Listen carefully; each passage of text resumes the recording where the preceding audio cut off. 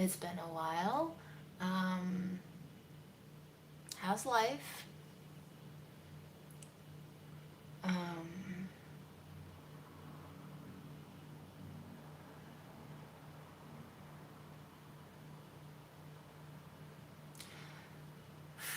Kind of stuck in that place where there's a lot of thoughts and also no thoughts because there's too many thoughts. But we're gonna fry up some youtiao for a lalao.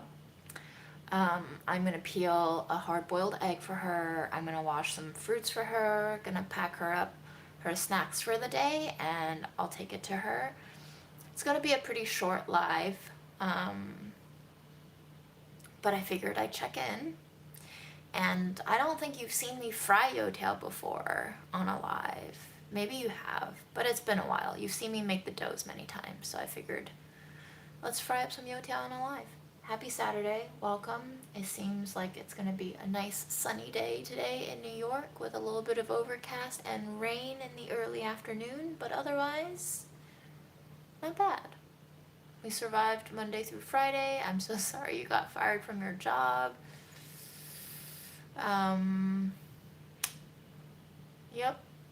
A little bit of good, a little bit of bad. Hello, France and Serbia.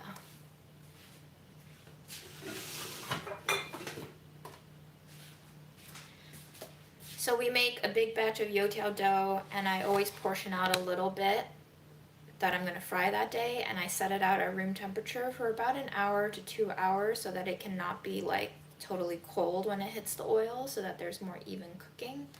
Hi Netherlands, not sure if you enjoy this new angle, but I figured we'd switch it up. You are currently sitting on a tripod on the chair that we stooped a couple of months back. I don't remember how long it's been. This is the little pot that is now the designated youtiao frying pot. It has a little bit of oil in it, and I think today's the day. We might have to use up the rest of Mom's grapeseed oil because I don't know if we can fry up some youtiao. Hi Cyprus and Philippines. So let me go get the oil.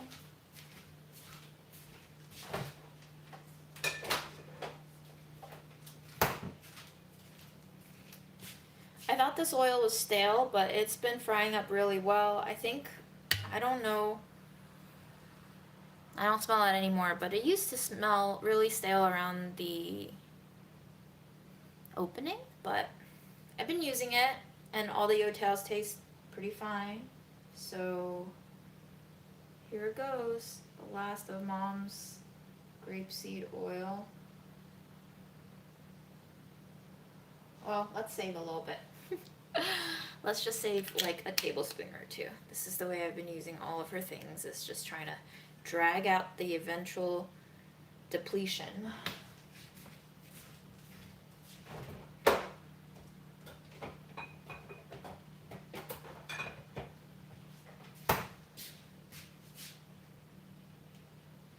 We're going to turn on the heat to a very low, but not like minusculely low.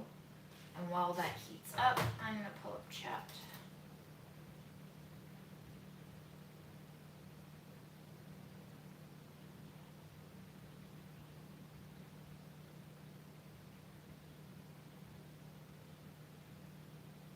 Hi Japan.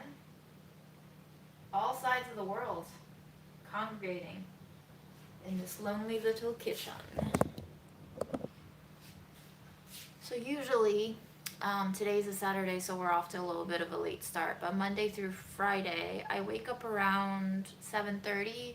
Well, actually, I wake up around 6:30 to 7 because Fred starts meowing about 2 hours before his feeding time. And I languish in bed for an hour.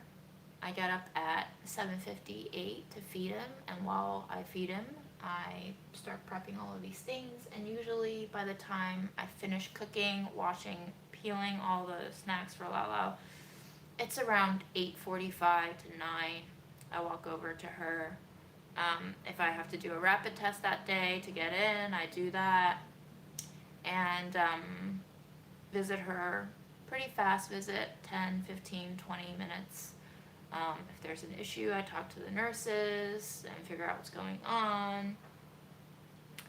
And then I leave. And then I come back and I start work at around 9:45, 10. And that's just been my day. Same thing every day.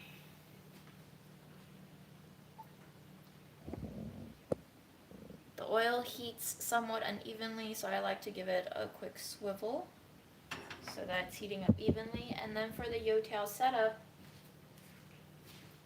I need three things.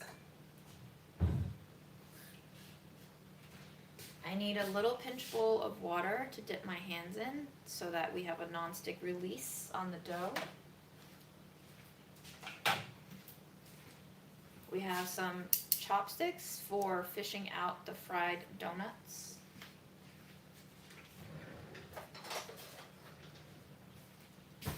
And we have a pair of scissors that I got in China for like a little over $1 10 years ago, more, that we snip the donuts with and drop it into the pot with.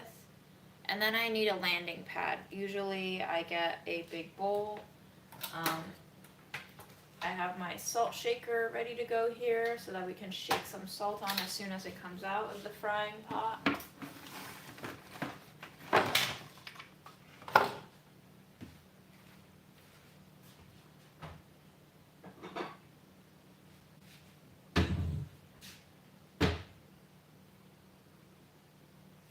I don't have any soy milk. Maybe I should give Grandma some soy milk, but I don't know. She hasn't asked for it, so.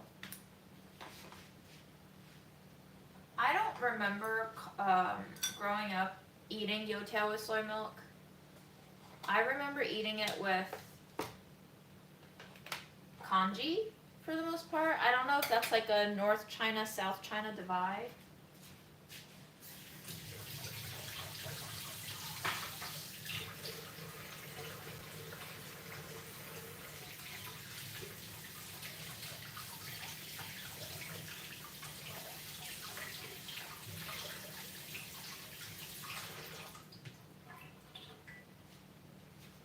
Hello, Russia. Okay, here we go. This dough is pretty lax. You can see, you can tear it pretty thin. You can almost peek through it. It basically passes the window pane test. Really nice dough. I snip it. Then I have a piece of dough. And then it's up to me if I want to stretch it out. I mean, usually there's not a hole in it, but I made a hole in it. Whatever, it's fine. Now we just drop it in.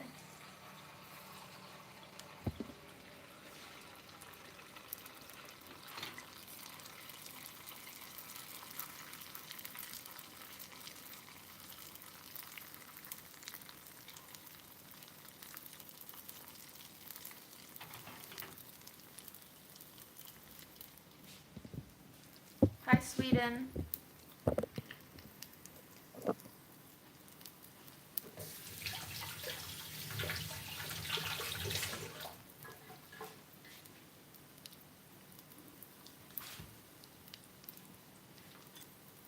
When I see these kind of bubbles peeking out on top, it's kind of like pancakes, you know, when you see bubbles, it's probably ready for a flip. I don't think my oil is hot enough, so I'm going to turn up the heat a little bit. By the time I flip, this bottom portion should be a little bit golden, but right now it's very, very blonde. Can you show us how to make the Chinese steamed rice cake? I have no idea what you're referring to.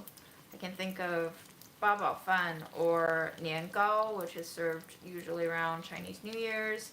I have not made either one with much success.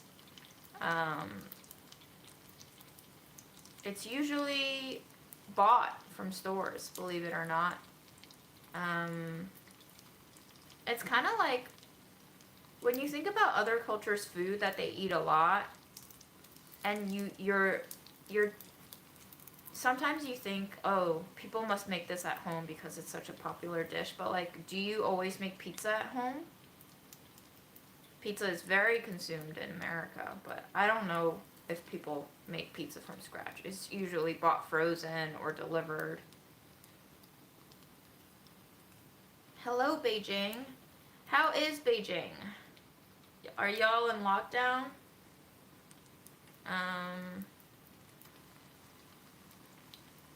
Still hoping to one day make it back to the motherland, but right now COVID is making it pretty impossible.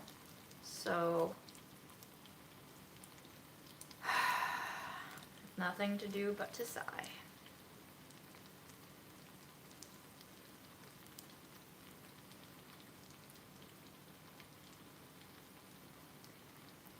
I guess making the youtiao for Lala has been a somewhat of a practice for me. Like, I think a lot of people say they like making pour over coffee in the morning and it sets up their day, and I feel like this is kind of the coffee routine for me now, is frying up donuts for Lala.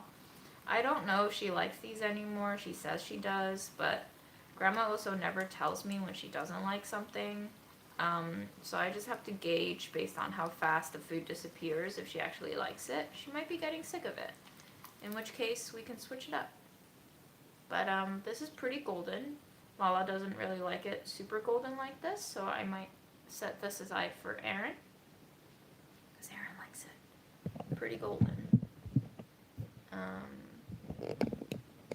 So here's our entire youtiao setup.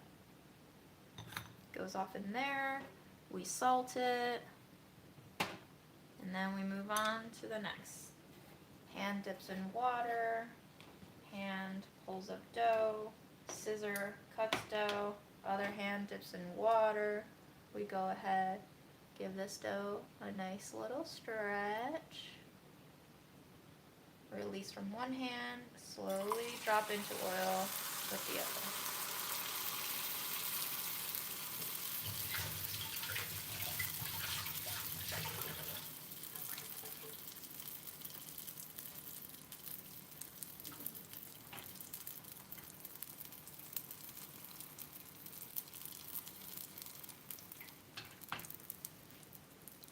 As you can see, this one puffed up quite nicely.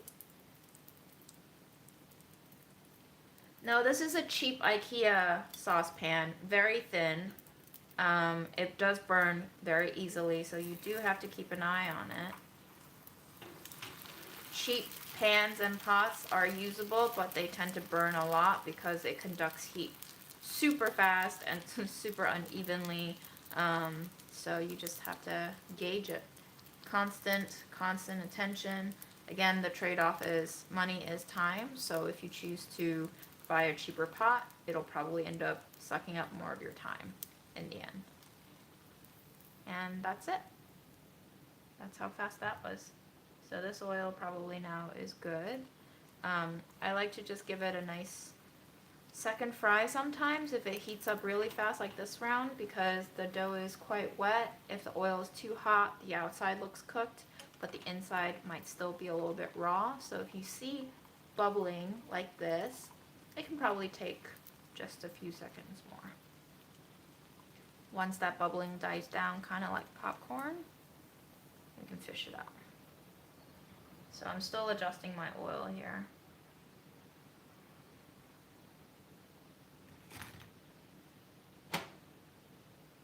Aaron, how many donuts do you want? All.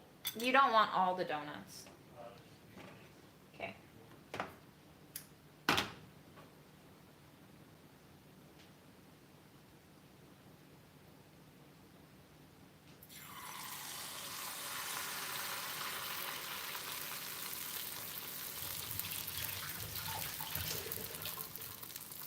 Stale oil smells like rancid nuts. It just smells rancid. It smells like the oil has been hanging around in a pot and left out for a month. And it just has that almost like resiny plastic smell. I don't know how else to describe it.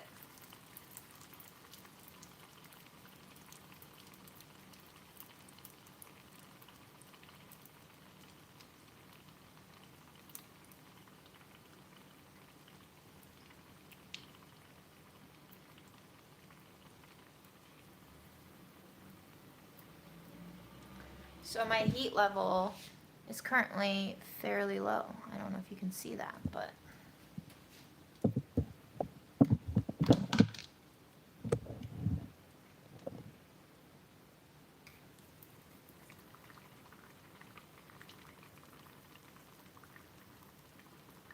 we've made the dough on a live before. It's mostly bread flour with a little bit of a starter.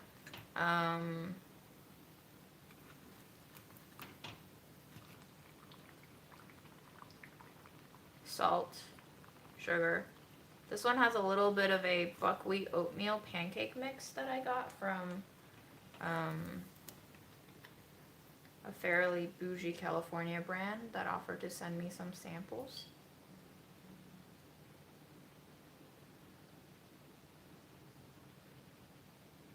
Are you guys commenting on my cat hair? Yes, I have cat hair everywhere. I've probably eaten a few. I don't know what you want me to do about it, yo.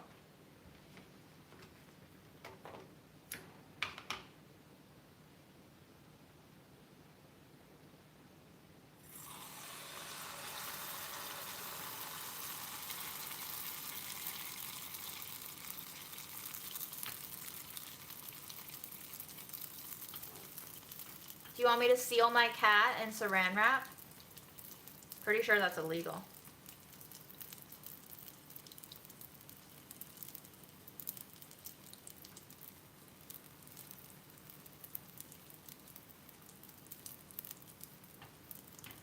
We have had Freddie for a year now, y'all. Apparently we brought him home on March 21st, 2021.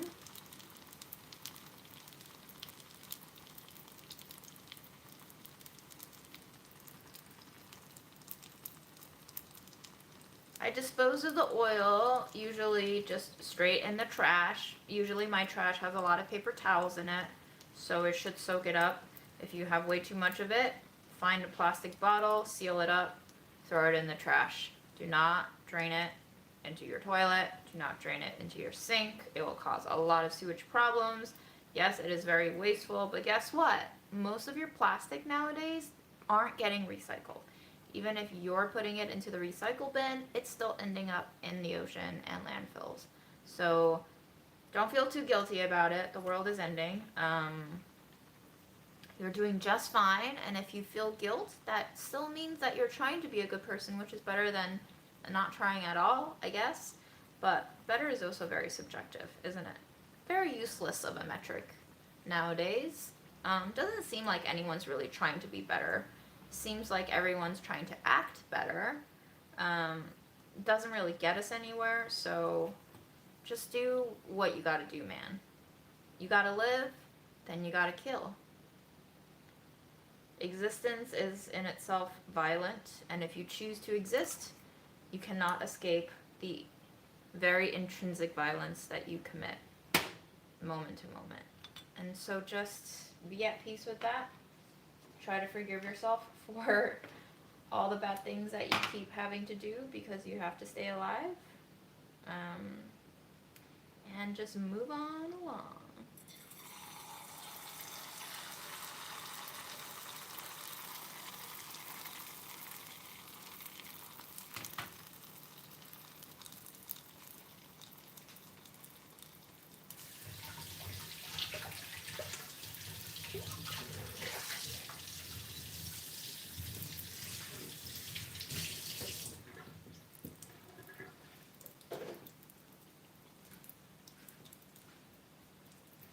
It's not just the USA. China used to take most of the world's plastic recyclables, and then a few years back, China says, we're not going to take any more of your trash, and now nobody knows how to recycle plastic. I don't know how China was doing that before, but it's not doing it anymore, so if you want to reduce pollution, just stop buying plastic. But it's also not up to you because most of the companies out there still package in plastic. Now, they may package it with a greenwashing compostable bag, which is honestly, I think, still kind of bullshit, because those bags don't break down with the rest of your food waste compost. They don't degrade at the same speed. They might be better in terms of degrading faster than your average plastic disposable, but they're still a disposable. It doesn't mean that they just vanish in a month or two. It'll probably still take years or even decades for those to break down. Compare it with, you know, several hundred years for straight up plastic. You can eat these alone. You can eat it as a side dish. I mean, it's up to you, man. Who's to dictate how you eat your donuts, man? You dictate how you eat your food. Nobody else.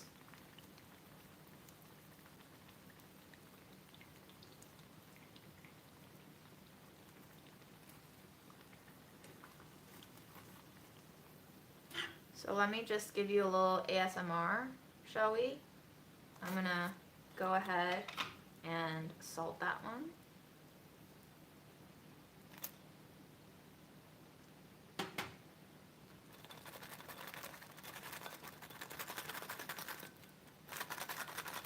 That's what they sound like.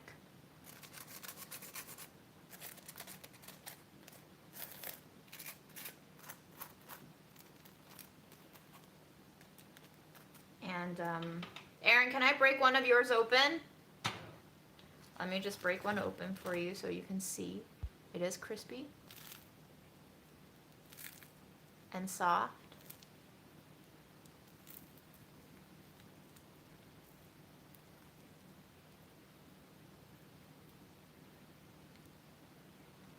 And airy. Very, very puffy and airy. So crisp and airy.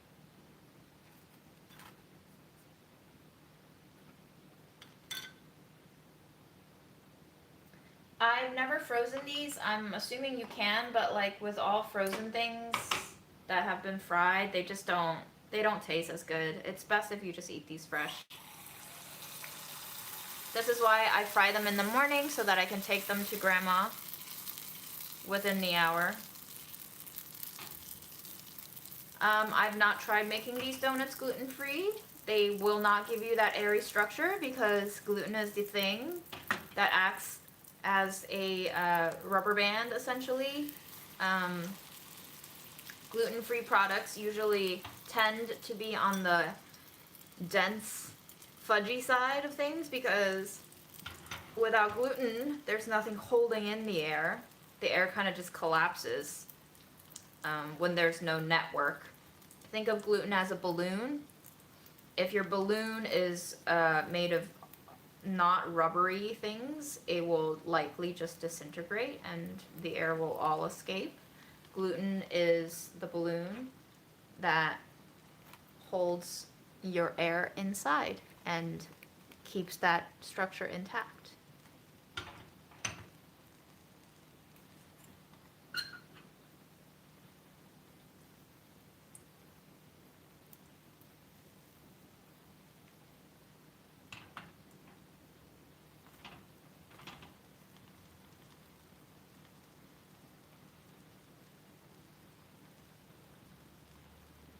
This for sure could be filled with pastry cream and drizzled with chocolate on top. It is such a basic neutral dough that you can make it savory or sweet depending on the mood that you're in. Treat this like any other donut. I mean, yes, it's a Chinese donut, but it's still a donut.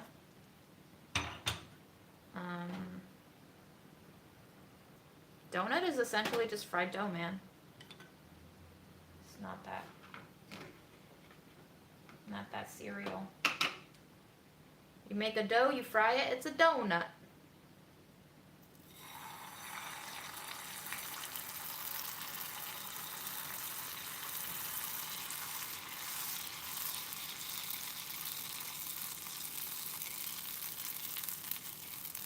And usually youtiaos are 2 pieces of dough smushed together and then they get really big, but because we don't want to use too much oil at home, that's why I'm using a small pot and cutting the dough to fit the pot.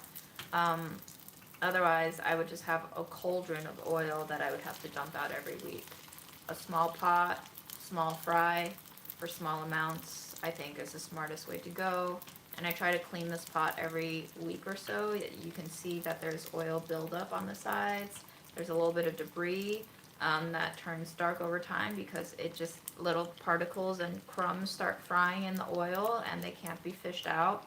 And those are the particles that are carcinogenic, the burnt bits. So you definitely don't want your oil to keep frying for extended periods of time. Restaurants usually clean out their deep fryer oil every 2 days, hopefully every day, but every 2 days.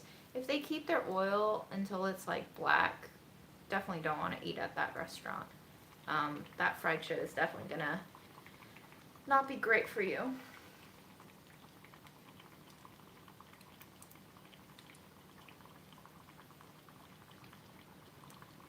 And I love it when the dough gets a hole in it, or, you know, I shape it weird, because what happens is it turns into a donut. As you can see, this is an accidental donut.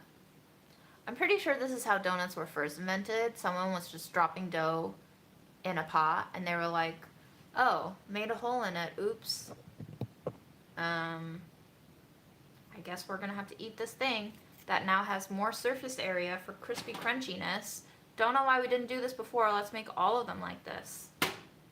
All right, so that's it for our fry.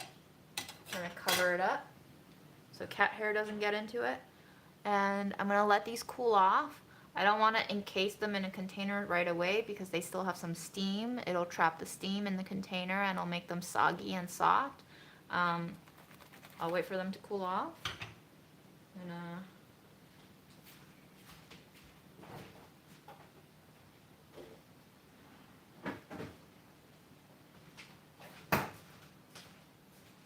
I'm gonna just show you.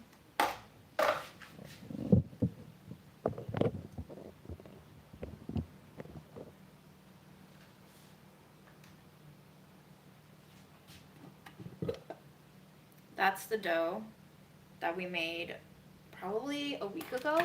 Yeah, I made this I think on almost Monday, so almost a week. And what I do is wet my hands, scoop up a little piece of dough like this, just eyeball it, guess how much I want to fry the next day, plop it into this container, so the next morning all I have to do is take this container out and I can set it out and let it proof a little bit, come to room temp before we fry it. That's the cycle, everyone.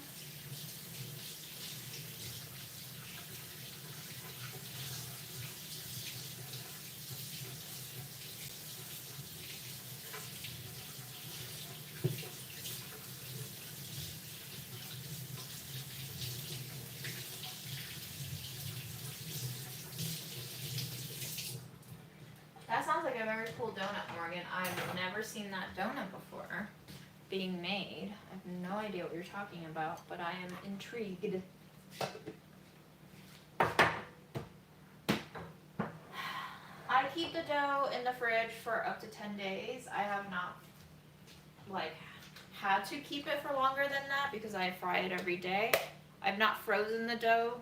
I don't know what that's gonna do to the leaveners. You probably can. When I worked in restaurants, we would freeze several things like pre-made biscuits ready for the bake and puff pastry, so it's possible, but I do not know. I do not have your answers for you. I have not experimented.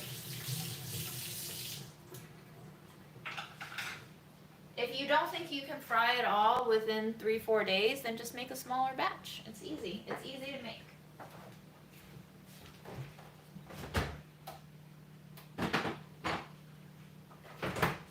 Okay, so now we're gonna do this very exciting thing where we peel an egg. Wow.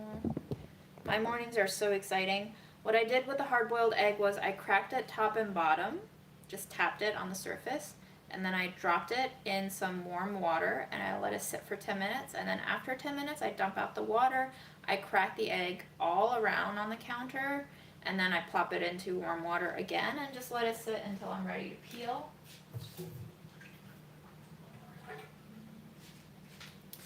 And what this does is it enables me to have a cleaner peel because you're giving some time for water to seep into the cracked egg and separate the membrane that is connecting the egg to the shell. And hopefully, when I peel this now, it'll come off relatively cleanly.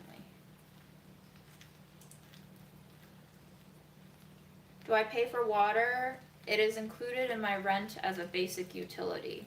We pay for gas and electric. I usually start with the most gapped part of the egg, which is the bottom of the egg. You can feel the shell is like hollow around there and there's air. And then within my first 3 peels, I want to see the membrane come off. Once the membrane comes off, it becomes a relatively easy affair. If your membrane is refusing to come off, your egg peel is going to be a little fucked.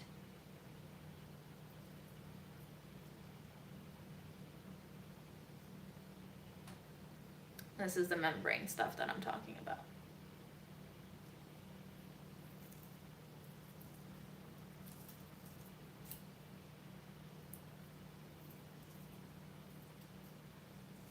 Steamed eggs in a rice cooker. Okay, I'll give that a try next time.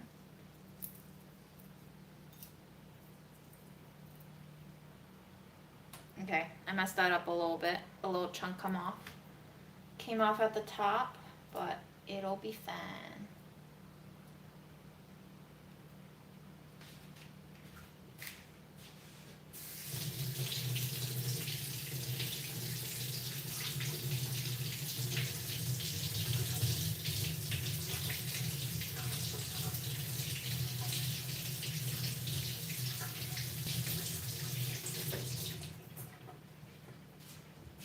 I rinse it because there are little fragments of the shell.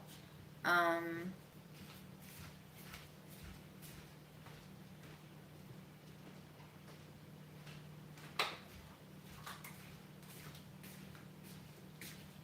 I plop it in a container. I drop in a little bit of salt for seasoning, shake it around, clamp it on, egg is done.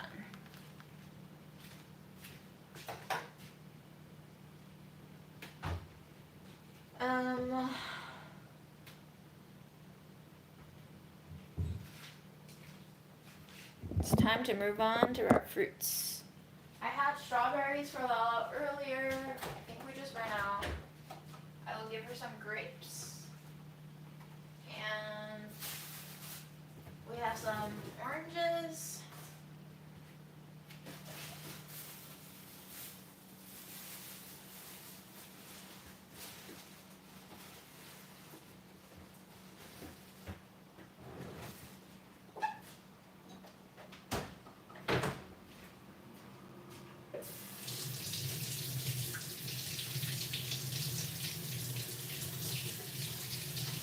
I do not know how to make Korean style bulgogi.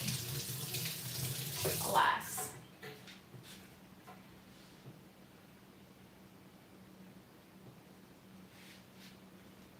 Lighting's a bit harsh, isn't it? Okay, so I washed the oranges, or as Aaron likes to call them, oranges.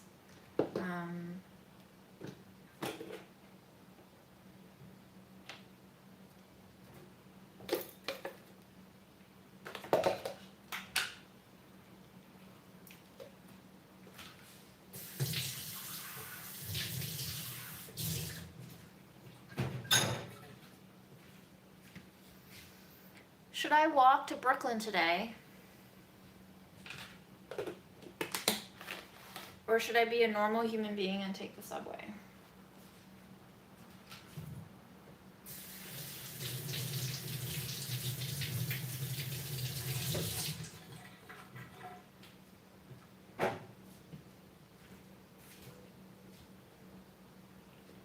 Oh yes, vitamin check. I think I have not been taking my vitamins for the past 2 days. Take your D. Maybe your C?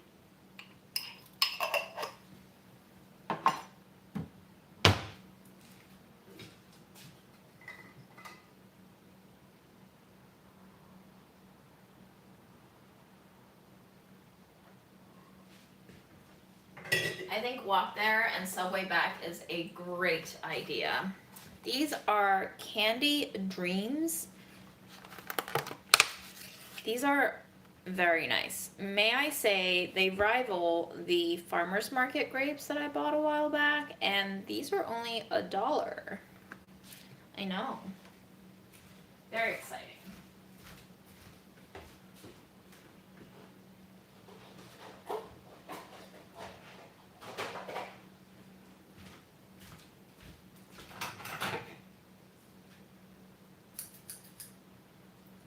Grandma likes some of the food. She basically nitpicks at the food. She doesn't eat any of their breads, even though she wants me to make her fried bread every day. She likes some of their meats, but if it's spaghetti, soft noodles, if it's, you know, let's see, what else does she hate? She hates like meat chilies, like ground beef. She doesn't think that that's food. She keeps thinking that anything that looks mushy and shapeless, like chili or polenta or mac and cheese, she keeps thinking that they're all leftovers, and she keeps thinking that like the hospital is just feeding her leftovers. She has this idea.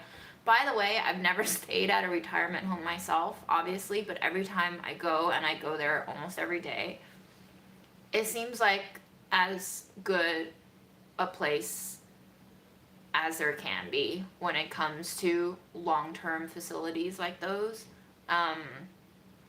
But I guess, you know, language barrier or whatever. Apparently, according to my uncle, even when my grandma was still in China, she kept thinking everybody like was just doing some sort of shit against her. So I'm kind of used to it now, and I'm just like, okay, I'm sorry you didn't like the food that they gave you. I brought these things for you here today. Do you want them? Do you like them? If you don't like them, you should tell me, which she never does. She just doesn't eat the things that I bring her that she doesn't like, so then I have to start using my observation skills to figure out which food she doesn't like so I don't bring them to her again. She doesn't like Ruffles. Like, she loves tortilla chips. I think she likes corn-based snacks, but she doesn't like Ruffles. So, noted. I like Ruffles, so that's not a problem. I'll eat them.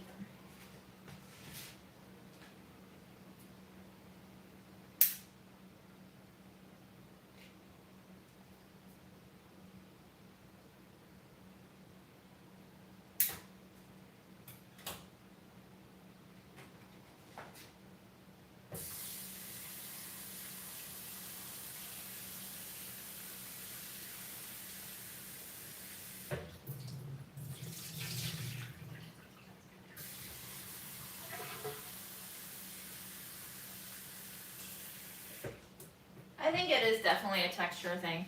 I'm just gonna try one of these grapes that fell off the vine and got kind of shriveled, but they're still good. Very juicy. And seedless, which Grandma loves.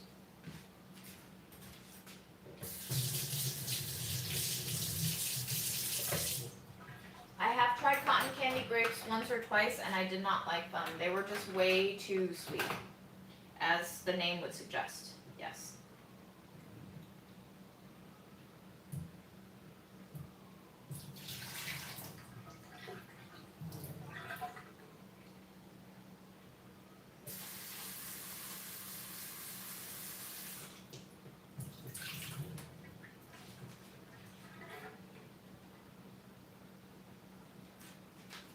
Yeah, maybe all Chinese grandmas hate that. I usually give her a full pint of fruit, but I don't want to give her too many grapes. They are very sweet. So let me dig around my fridge and see what other fruits I have.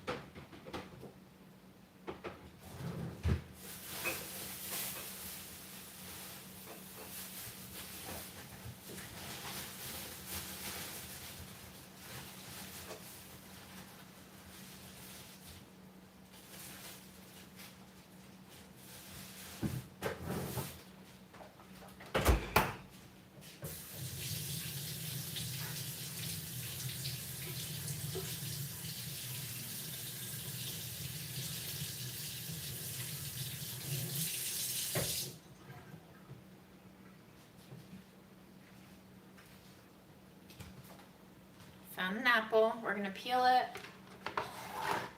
because Grandma, contrary to what she tells me, does not like the peel.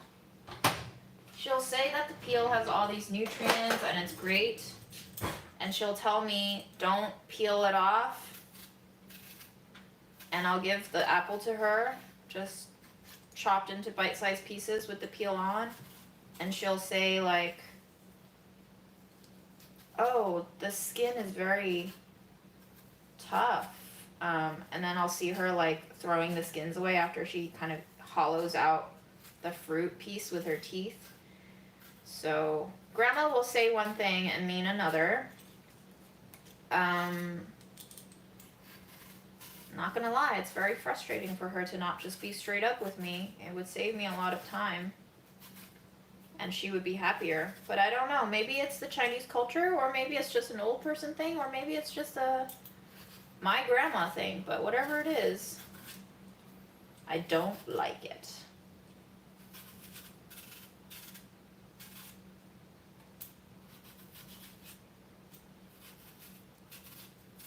She used to do this with my mom too. She would always say things in a very roundabout way, and it would also just piss my mom off so much too, because it just becomes like, I don't know, it's kind of annoying. I can't explain why. Because they are trying to make it sound like they're not complaining. They're not telling you the truth straight up.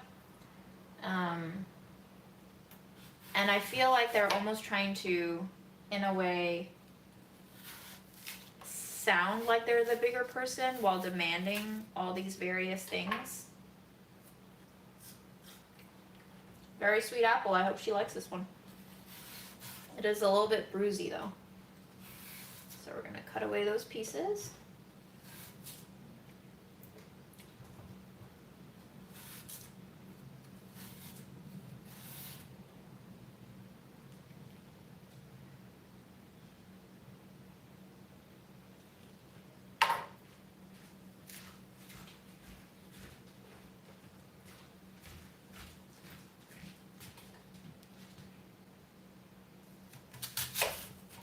Very juicy.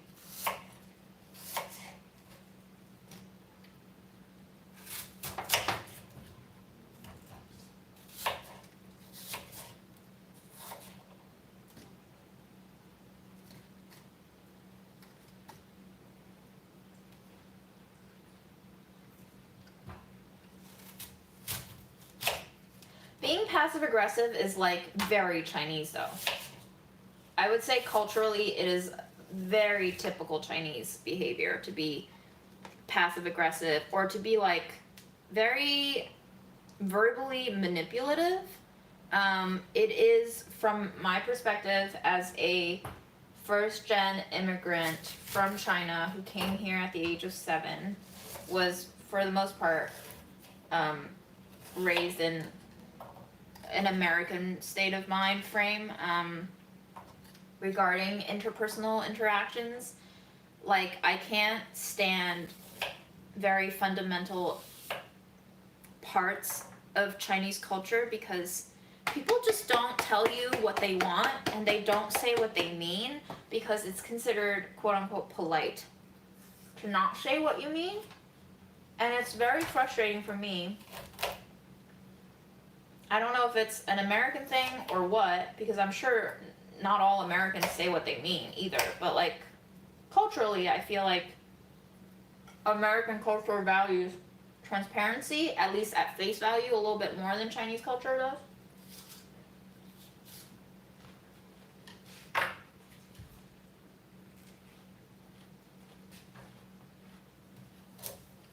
So as a person who exists between the two cultures, I'm just like,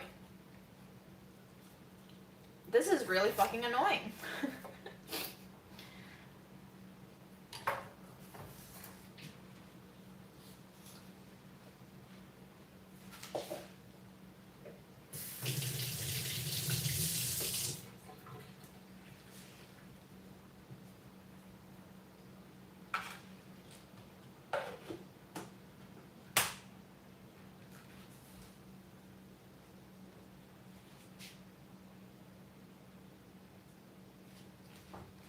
So here's Grandma's fruit for the day.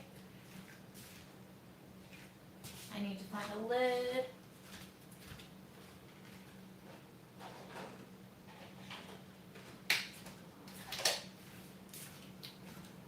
We got fruit.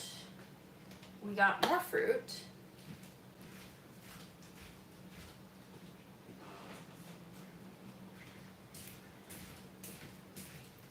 I put it in this bag, and I drop her a little bag of chips every day so she has something crunchy to munch on.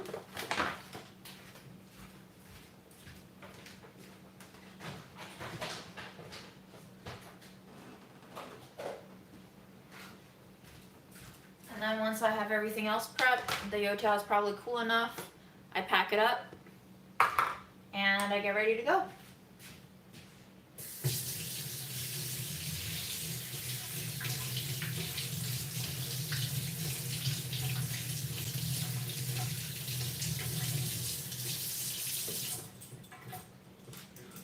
Yeah? What? He is very soft. Freddie, do you want to come over? What if I give you a treat? You're going to take him away. Take him away from you.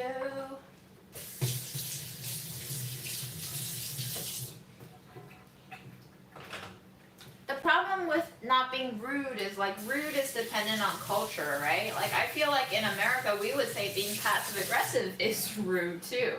So that's the difficulty for me is like I feel like I have a lot of communication issues with my parents, my grandmother, my family. It's just like it's considered socially acceptable to be roundabout.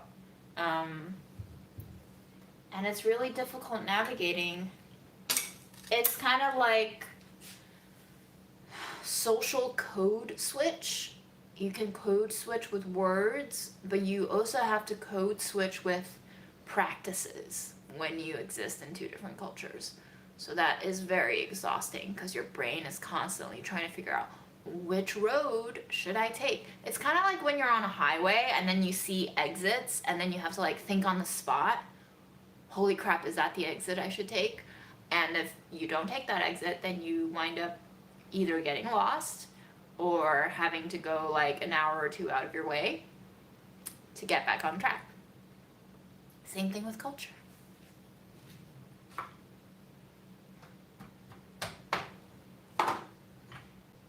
So now I pick which donuts we give to Aaron and which donuts we give to Lala, and usually Aaron gets the toastier ones because he doesn't mind the crunch.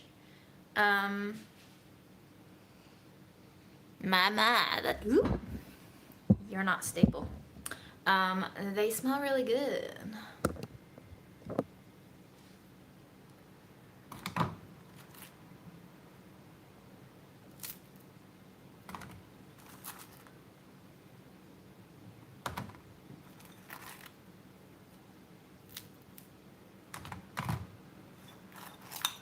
Aaron, do you want 2 or 3? 3. He wants 3. He wants 3 today. Let's give him that one. Okay, so that's for Aaron. And this is for Grandma.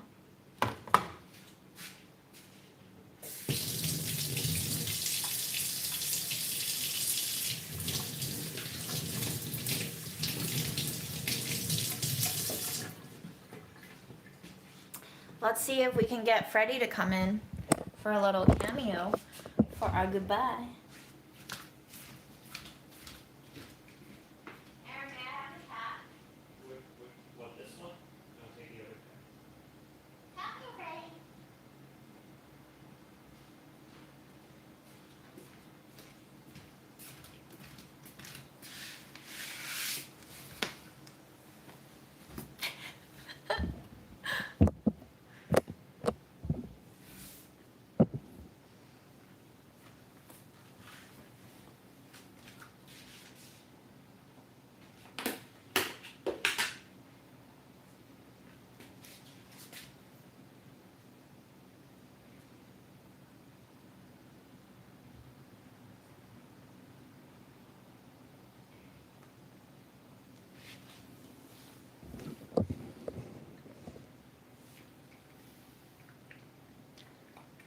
I have videos on how to prevent food waste, but it's very specific. Food waste prevention comes down to two things: buy less, cook more. That's it. What else do you want me to say? Freeze it if you don't think you can use it before it spoils, or dry it before you can use it. Or cook it and then freeze it.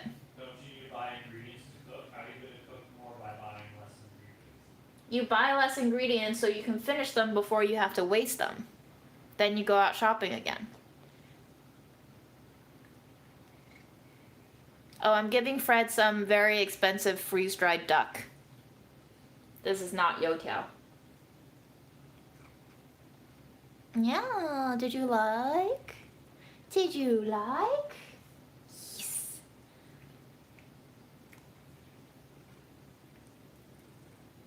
What wisdom do you have to share with us today, Fred?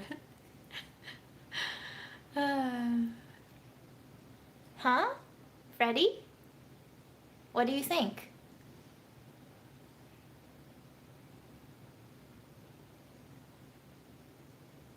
Well, you heard it here, folks. That's what Fred said. So I hope you go ahead and enjoy the rest of your day. Try to take care of yourself, whatever that may mean for you. It is different for everyone and different on every day. And we bid you a very, very lovely time with yourself. See ya. Wow, look at this fur on my hand.